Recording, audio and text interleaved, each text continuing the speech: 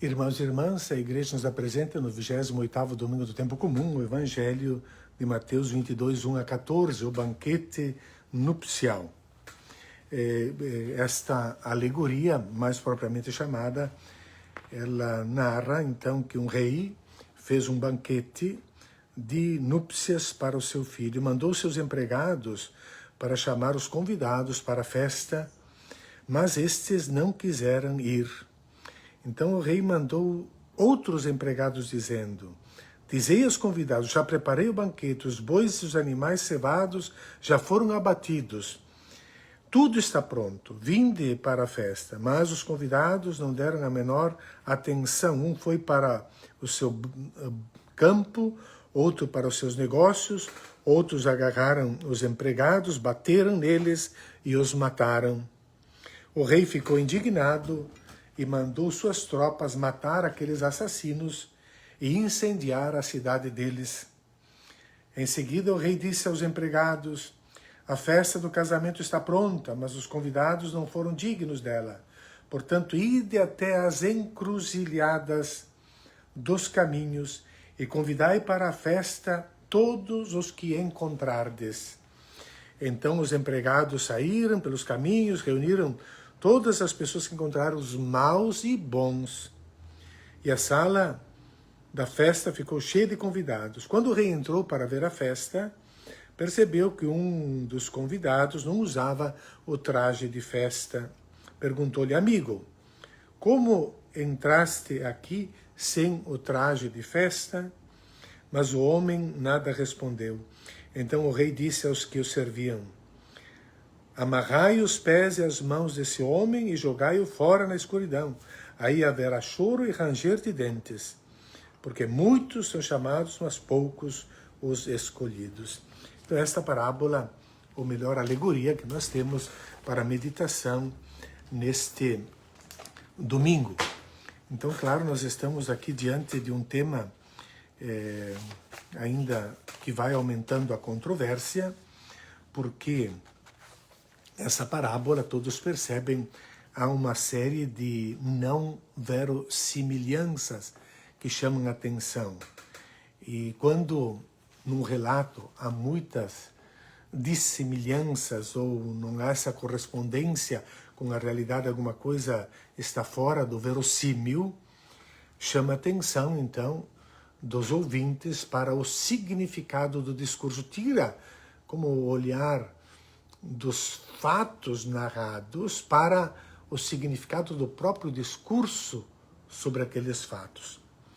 Então, os aspectos irreais deste relato de banquete, nós podemos enumerar como um duplo convite para os mesmos. A rejeição universal ao convite do rei. Ninguém aceitou. O tratamento vergonhoso e o assassínio dos servos.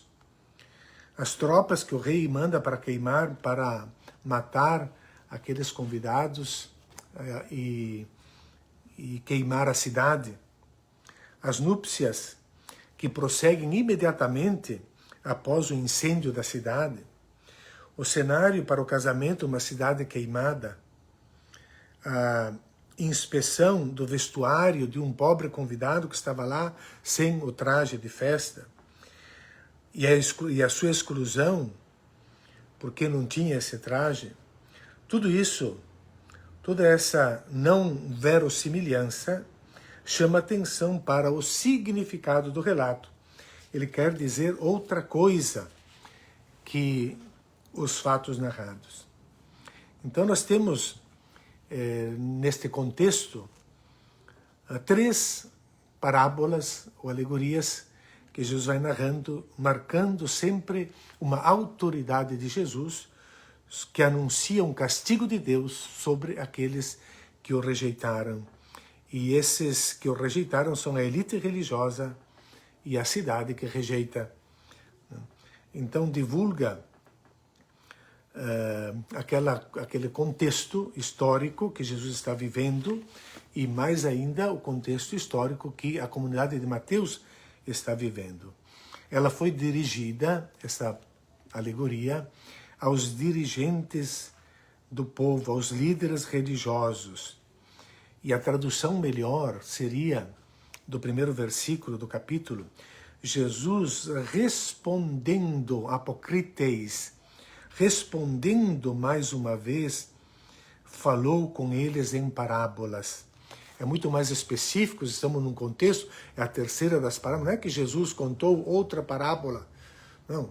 Respondendo às mesmas objeções, ele conta, né, mais uma vez uma parábola. Então esta é a palavra usada, respondendo, não é falando. Jesus é quem responde, é o autor dessa resposta. Também nesse relato ficam identificados os ouvintes, que são os líderes religiosos, né, das duas parábolas anteriores. Então esta alegoria relata detalhadamente a rejeição das autoridades e aponta para o seu julgamento. A repetição do convite sublinha a grandiosidade da resposta, ou melhor, a repetição do convite sublinha a gravidade da resposta negativa e explica a destruição de Jerusalém no ano 70 como castigo divino levado a efeito inesperadamente por Roma. E também confirma essa parábola do banquete a continuidade da salvação pelo povo de Israel e pelos discípulos, que são, conforme a outra parábola, os novos arrendatários da vinha. Então, nós vemos esse contexto de banquete, de parábolas, nos faz pensar algumas coisas da realidade do povo daquele tempo, né? Em primeiro lugar, Israel é uma terra onde vivem pastores e agricultores. O terreno é muito pedregoso na maior parte do seu território. Deus, e até os rabinos, eles contam uma história dizendo que quando Deus criou o mundo, ele tinha 4 cestos de pedras. 3 ele usou para Israel, 3 cestos usou para Israel e 1 cesto para o resto do mundo. É um terreno pedregoso e o trabalho é árduo. Então, para obter uma refeição frugal, é necessário um grande trabalho, um grande esforço. Os banquetes eram experimentados somente pelos ricos. E depois do exílio, quando os pobres, quando voltaram, eles encontraram suas casas, terras ocupadas, estamos no 5º século antes de Cristo, e com isso nós vamos ter o início daquilo que na literatura bíblica se chama um movimento apocalíptico, que tem uma linguagem especial, é um movimento popular e que está atento à situação do povo de Israel. Atentos a essa situação do povo, eles percebem, eles vão expressando aquela insuportabilidade da situação. Não há injustiças tão clamantes, uma abundância tão grande na mesa dos ricos, que se banqueteiam, e que aparece também em outras parábolas. E a miséria do povo, eles dizem, é uma situação tão insuportável e nós somos tão fracos que só Deus poderá mudar essa história. Como se o ser humano não tivesse mais forças para isso. Isso se chama um movimento apocalíptico. Mas eles anunciam então uma esperança para esses pobres, dizendo que Deus vai intervir para acabar com essa situação de abundância por um lado e miséria para o outro. E nesse banquete, que é anunciado pelos profetas populares do movimento apocalíptico, nós vamos ver o tema do banquete, que é aberto para todo o povo. Assim, nós vamos ver também, eles falam no mundo Olam Hazé, é este mundo, na literatura apocalíptica, em oposição a Olam Rabá, do verbo bo, do verbo vir, o mundo que está para vir. Então, Olam Hazé, este mundo, ele é de sofrimento, né?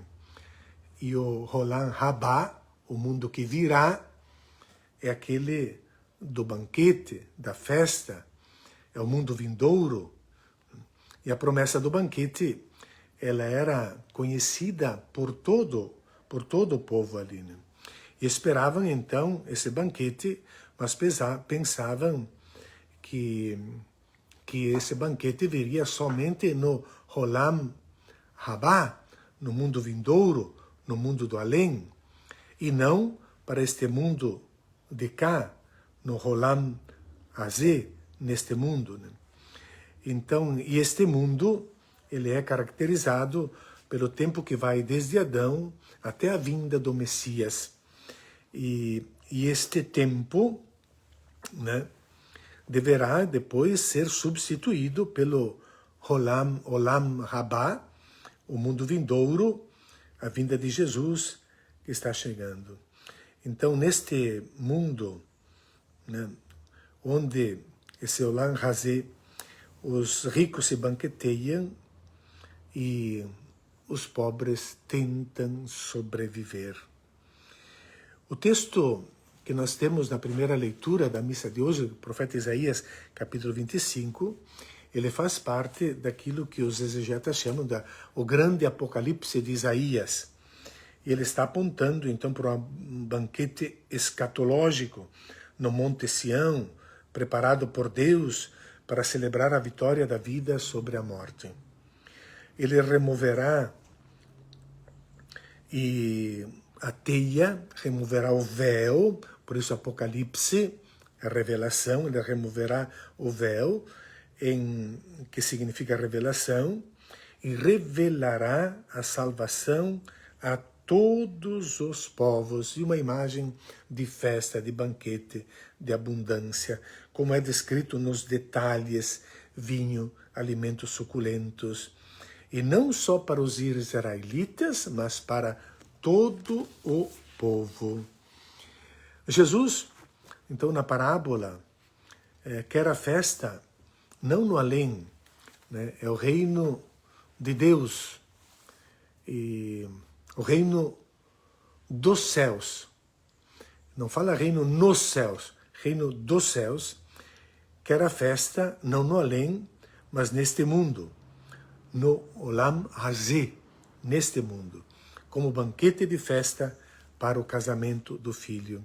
Fica claro nessa alegoria que o rei é Deus, o filho é Jesus, como nós vemos em tantas passagens dos evangelhos, quando mandam perguntar para Jesus por que os discípulos não jejuam, e eles respondem: como podem jejuar quando tem o noivo ainda com eles? É um banquete, é o noivo, é o casamento, é a aliança com Deus e seu povo. É esse banquete que ele veio trazer.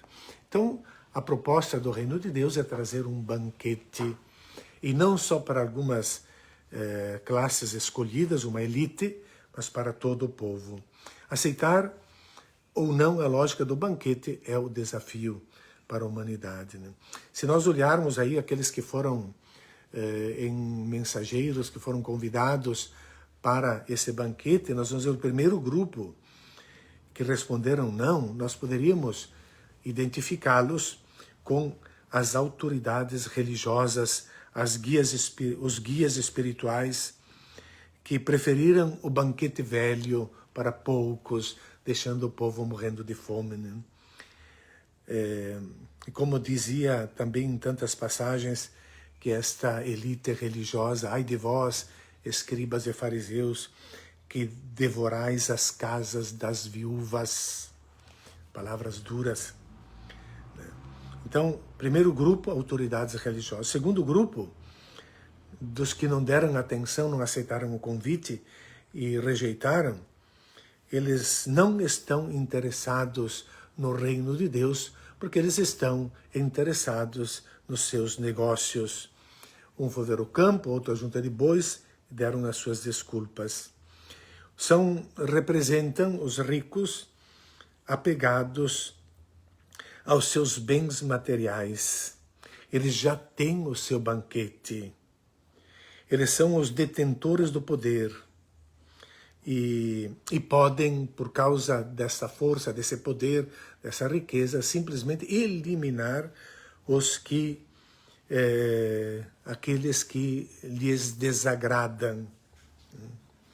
E por isso, no versículo 7, nós temos essa interpolação do evangelista, que certamente, indignado, mandou suas tropas para matar aqueles assassinos e incendiar a cidade deles. Esta é a interpolação de Mateus na parábola de Jesus. Quando Mateus escreve, Jerusalém já tinha sido destruída e Mateus a interpreta como um castigo divino, que era a mentalidade corrente no Antigo Testamento, essa do castigo divino, a teologia, a famosa teologia da retribuição, tão amada pelas seitas, pelas igrejas católicas da mídia, por muitos padres, etc., né? Da retribuição, o rico é abençoado, o pobre é amaldiçoado, por isso que é pobre, é castigo divino. Mas não se trata disso. Em Mateus, a rejeição do Filho de Deus, a rejeição de Jesus, faz com que aumente a violência, porque é isso que vai acontecer na medida em que não se aceita o Evangelho, a mensagem de paz, vai aumentar a violência, vai produzir mais violência, e essa violência, ela vai cair também sobre aqueles que procuram levar a cabo o reino de Deus, e essa violência, então, termina. Nós somos responsáveis, é isso, pela violência que vem. Não é que Deus tenha mandado castigar, mas é consequência das opções de tipo de banquete que nós queremos participar. O terceiro grupo, então, todos tinham rejeitado, então ele todos os que representam o mundo velho, economia de mercado, de violência, de guerras, eles não participam, e então são enviados esse terceiro grupo de mensageiros, de servos, para Diexodus ton Rodon, traduzido como encruzilhadas dos caminhos. Diexodus já ressoa, né? Diexodus, êxodo. Então é nas saídas, no limite do território, nas saídas de Exodus, ton Rodon. Se trata aqui das periferias, saídas, limites, e de onde as ruas saem para fora. E então praças, mercados, nessas encruzilhadas se podia encontrar, né? Mas nós temos aqui principalmente os convidados, que são gente marginalizada, gente comum, publicanos e prostitutas. No mundo novo, não há castas, não há separações, não há uma elite que manda e os outros que obedecem, né? Nós temos aqui, nesta estrutura social, aquilo que é reproduzido também dentro da arquitetura do Templo de Jerusalém, como diz o poeta, como diz o exegeta italiano, né? No Templo de Jerusalém, nós temos todas essas divisões, né? Nós temos o Santo dos Santos, isolado. Depois nós temos aonde só chega o próximo, que pode chegar perto ali, é só o sumo sacerdote, Yom Kippur, uma vez por ano, né? Que pode chegar lá. Depois temos o espaço dos sacerdotes, depois dos israelitas, homens, depois vem o espaço das mulheres, e por fim, mais longe, distante desse centro do Santo dos Santos, temos os pagãos, os gentios. Toda essa estrutura social religiosa, a parábola derruba, porque ela manda convidar a todos porque todos têm a mesma dignidade, não há superioridade, todos igualmente são filhos de Deus, filhos de Deus. Então, nesse mundo novo que esse banquete nos convida a participar, é um mundo que tem algumas características. Primeiro, o mundo novo vai produzir a festa. E é como o reino dos céus é como uma festa de casamento, é banquete, é alegria, é abundância. Não é possível ter festa para pessoas, para poucos, rodeados de pessoas famintas. Não tem festa, não tem alegria neste mundo Olam Hazé, neste mundo aqui que nós temos, né? Segunda característica desse banquete é que ela é gratuita, todos são convidados. Então, nas periferias, vão até o de Exodus Ton Rodon, mas nas saídas, nas periferias, e todos são convidados. Deus é o dono deste mundo, a criação é para todos, é bela. E o mundo velho que reserva esses banquetes só para uma pequena elite,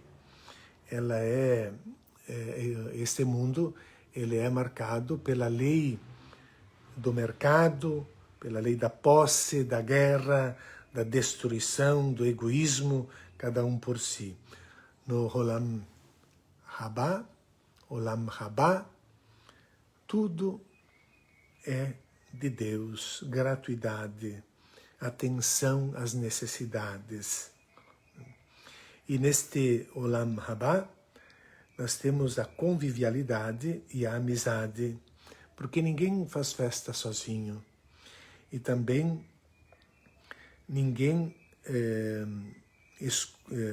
e da amizade, porque todas as divisões, discórdias e ódios são eliminados neste reino de Deus, que é como um banquete. As pessoas são acolhidas como elas são. Uma mensagem bem apocalíptica. Lembremos que nós temos no Apocalipse de São João, também texto no capítulo 19, que fala das núpcias do Cordeiro, esse banquete de festa. E os índios Yanomamis, que tem um dos seus territórios é lá no Pico da Neblina, né? Os Yanomamis, tem esse livro que Quero Viver, dos índios Yanomamis. Tem uma passagem que gostaria de ler aqui para mostrar uma semelhança com essa alegoria do banquete apresentado por Jesus. Diz assim: o Pico da Neblina, aliás, temos a floresta amazônica e o Pantanal queimando, sendo destruído, né? O Pico da Neblina representa para os Yanomami, como outros montes, o caminho do céu. Dom Aldo, bispo de Roraima, perguntou ao velho pajé Recura: quando o Yanomami morre, para onde vai? O velho respondeu: para a montanha sagrada.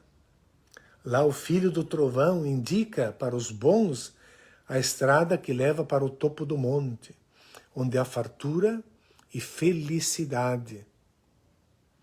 Para os maus, a estrada que desce das encostas úmidas e chuvosas, onde ele passa fome e é atormentado pelas doenças. O bispo insistiu: e quem é bom? Respondeu o pajé: aquele que reparte com generosidade. Um bom domingo a todos.